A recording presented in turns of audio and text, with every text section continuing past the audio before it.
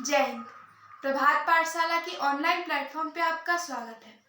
आज से हम सभी भारतीय संविधान का अध्ययन करेंगे कि वैसे तो हम जानते हैं कि संविधान एक ऐसा दस्तावेज होता है जिसमें किसी भी राष्ट्र के संचालन के लिए अच्छे से सुचारू रूप से उस वहाँ की शासन व्यवस्था को चलाने के लिए जो भी नियम नियमावली होते हैं उसको उस दस्तावेज के अंतर्गत लिखा होता है और वही दस्तावेज संविधान कहलाता है।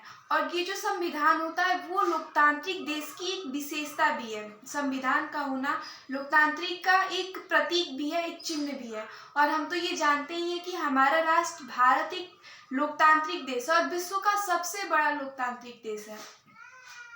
और तब जाहिर सी बात है कि हमारे राष्ट्र में भी एक संविधान होगा और हमारे राष्ट्र में एक संविधान है भी। जब हमारा राष्ट्र स्वतंत्र हो गया उसके बाद से मतलब स्वतंत्र होने के पहले से एक संविधान सभा का गठन हुआ जिसमें कुल 299 सदस्य थे और उन सदस्यों ने मिलकर एक संविधान सभा का स्ट्रक्चर तैयार किया, एक संरचना तैयार की, संविधान का एक रचना तैयार किया जिसके अनुसार राष्ट्र का संचालन हो। और हमारे संविधान सभा के सदस्यों ने बहुत बेहतरीन, बहुत ही अच्छा संविधान का निर्माण किया और उस समय के संविधान के जो भी नियम नियमावली थे थोड़े बहुत समय के अनुसार परिवर्तन के साथ आज भी हम उसी के अनुसार उसी के दिखाए गए मार्ग पर चल रहे हैं। तो आइए अब हम संविधान का संपूर्ण अध्ययन करेंगे जिसमें कुल 22 भाग, 12 अनुसूचियां और पहले तो जब संविधान प्रारंभ में बना था उस समय 395 अनुच्छेद थे, लेकिन अब अनुच्छेदों की संख्या बढ़कर 400 के आसपास हो गई है। आइए अब हम संविधान के पढ़ने की शुरुआत करते हैं। संविधान में सबसे पहला जो संविधान का भाग शुरू होता है वो है संविधान की प्रस्तावना, संविधान की उद्देशिका। वैसे पहले तो संविधान की प्रस्तावना को संविधान का अंग नहीं माना जाता था, लेकिन 1973 ईस्वी में केशवानंद भारती केस हुआ। उसके बाद से संविधान की प्रस्तावना को संविधान का अंग मान के देखा जाने लगा। जो केशवानंद भारती केस हुआ था, वो जो केशवानंद भारती थे उस केरल के एक मठाधीश थे और इन्होंने संपत्ति के अधिकार को लेकर ये चर्चा हुए थे। जो वहाँ केरल सरकार थी वो हवाई अड्डा बनाना चाहते थे और जो केशवानंद भारती थे तो उनके पास मठ की बहुत ज़्यादा ज़मीन थी, लेकिन वो अपनी ज़मीन नहीं देना चाहते थे और कहते थे कि इसके संदर्भ में हमें अधिकार है, संपत्ति का अधिकार है। और जब उन्होंने कहा संपत्ति का अधिकार है तो ऐसे संपत्ति के अधिकार को हटवा से वो अलग मुद्दा है केशवानंद भारती केस।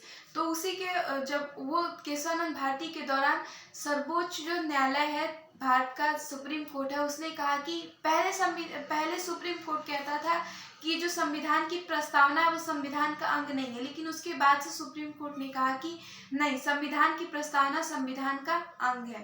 तो आइए अब हम संविधान का सबसे पहला जो शुरुआत ही होती है वो संविधान की प्रस्तावना से होती है, तो उसका अध्ययन करते हैं। संविधान की प्रस्तावना को संविधान की कुंजी भी कहा जाता है, संविधान की उद्देशिका भी कहा जाता है। और प्रस्तावना शब्द से तो हम पूर्व भी परिचित हैं कि प्रस्तावना एक छोटा सा सार होता है उस पूरे ये का कोई एक बड़ा भाग हो गया, उस पूरे को संबोधित करने के लिए एक छोटे से शब्द में किसी को बताया जाता है, एक छोटे से अनुच्छेद में किसी को बताया जाता है, उसे ही प्रस्तावना कहते हैं। जैसे हम अपने क्लासों में चैप्टर पढ़ते हैं तो उस पूरे चैप्टर के ऊपर एक छोटा सा प्रस्तावना दे दिया गया होता है, अर्थात उस पूरे चैप्टर में हमें क्या क्या बताया जाएगा उसके बस एक सार रूप को वहां दे दिया गया है। ठीक वैसे ही ये जो संविधान की प्रस्तावना है उसमें हमारे संविधान को किस तरह से सजाया गया और संविधान के द्वारा कैसे राष्ट्र की संरचना की बात की गई है उसे संविधान की प्रस्तावना में लाकर रखा गया है। संविधान की प्रस्तावना को संविधान सभा में सबसे पहले हमारे राष्ट्र के पहले प्रधानमंत्री पंडित जवाहरलाल नेहरू ने लाया था। ये 13 दिसंबर 1946 ईस्वी में ये सर्वप्रथम जवाहरलाल नेहरू ने संविधान की प्रस्तावना को प्रस्तुत किया था। वैसे तो हम जानते हैं कि संविधान सभा का गठन हुआ तो उसकी शुरुआत जो हुई वो 9 दिसंबर 1946 ईस्वी में इसकी पहली बैठक हुई, जिसमें अस्थायी अध्यक्ष सच्चिदानंद सिन्हा थे और अस्थायी अध्यक्ष जो थे वो डॉक्टर राजेंद्र प्रसाद बने, जो संपूर्ण संविधान के निर्माण काल को तक वही अध्यक्ष के पद रहे। तो सबसे पहले 13 दिसंबर 1946 में संविधान की प्रस्तावना को लाया गया। अभी जो हम संविधान की प्रस्तावना को देख रहे हैं, ये जो पंडित जवाहरलाल नेहरू ने जो प्रस्तावना प्रस्तुत की थी वो ऐसे नहीं थी, इसमें कुछ शब्द थे जो उस वक्त नहीं थे, जैसे ये पंथ निरपेक्ष, समाजवाद, राष्ट्र की एकता और अखंडता, ये जो शब्द है वो उस वक्त नहीं थे। बस इन चारों पांच शब्दों को हटा दे तो ऐसे ही पंडित जवाहरलाल नेहरू ने संविधान की प्रस्तावना को प्रस्तुत किया था। आइए अब हम इसके बारे में इसको पूरा पढ़ते हैं। इसमें बताया गया कि हम भारत के लोग भारत को संपूर्ण प्रभु, समाजवादी, पंथ निरपेक्ष एवं लोकतांत्रिक गणराज्य बनाने के लिए तथा उसके समस्त नागरिकों को सामाजिक, आर्थिक, राजनैतिक न्याय, विचार, अभिव्यक्ति, विश्वास, धर्म और उपासना की स्वतंत्रता, प्रतिष्ठा और अवसर की समता तथा उन सभी में व्यक्ति की गरिमा और राष्ट्र की एकता और अखंडता को सुनिश्चित करने वाली बंधुत्वता को बढ़ाने के लिए दृढ़ संकल्प होकर अपनी इस संविधान सभा में आज तारीख 26 नवंबर 1949 ईस्वी को एतद द्वारा इस संविधान को अंगीकृत, अधिनियमित और आत्मार्पित करता है। ये रहा हमारा संविधान की प्रस्तावना। अब इसके बारे में इसको पढ़ लेते हैं। संविधान में अब तक वनली एक बार ही हम पढ़ते हैं कि संविधान में संशोधन किया जाता है, लेकिन संविधान की प्रस्तावना में एक ही बार संशोधन किया गया था। वो संशोधन 42वां संशोधन था।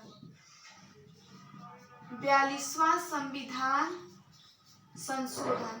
42वां संविधान संशोधन में संविधान की प्रस्तावना में संशोधन किया गया, जो 1976 ईस्वी में संशोधन हुआ था। और इसमें 4 शब्द जोड़े गए, समाजवाद, पंथ निरपेक्ष, राष्ट्र की एकता और अखंडता। ये चारों शब्द सुने गए, जोड़े गए। अब हम इससे संबंधित कुछ जनरल फैक्ट भी आता है जो हमसे पूछा जाता है।